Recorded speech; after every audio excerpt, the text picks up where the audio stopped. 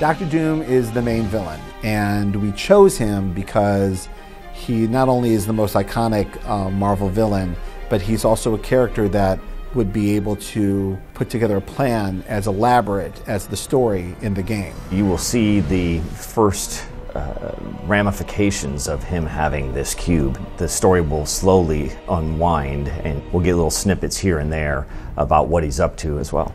The opening chapters starts with some of the breakout at the Raft, the supervillain prison. They will see the forces working to break these villains out. They will get to fight a couple of these villains. Over time, the player realizes that his hero is being drawn into a deeper and deeper story, that what seems like a small isolated event is actually part of a much larger plot line. This is a story so large we probably couldn't even do it in the comic books without it taking like 75 issues. We really wanted to make this an authentic Marvel experience. We wanted to, make sure that that was seen in the game as well. All of our cutscenes are taking the form of these motion comics that are being written by Brian Michael Bendis, drawn by a variety of Marvel artists, and being voiced by voice actors who have played these characters in the past. I am Charles Xavier, and I have dedicated my life to educating and training mutants. In Marvel Heroes, what we were most excited about when we were creating the story was that it gave us this ability to create almost like a Marvel Universe travelogue. We've tried to weave in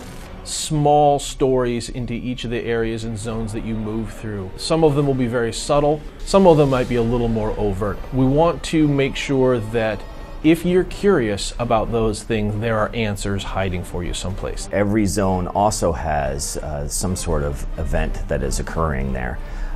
And some zones even have more than one event. In the beta here, the Electro attack is the first example of this, but this is just a sample of it. We have other tricks besides just kill the boss. There'll be a whole bunch of other techniques that we'll use for people to participate in these zone-wide events. It's clobbering time! Each of our characters has a huge pool of lines that they're going to be pulling from, upwards of 500 plus lines. So there's over 9,000 lines of dialogue in the game. Onward, comrade, to victory! As a writer, it's great to have these voice actors coming in and giving voice to the voices in my head. This is like fighting a funhouse mirror.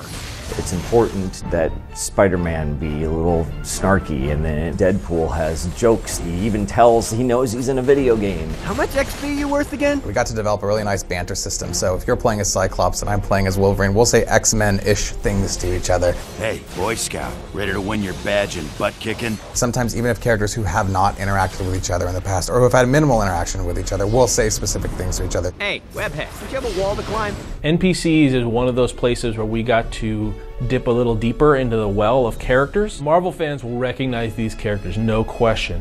There are 8,000 characters in the Marvel Universe.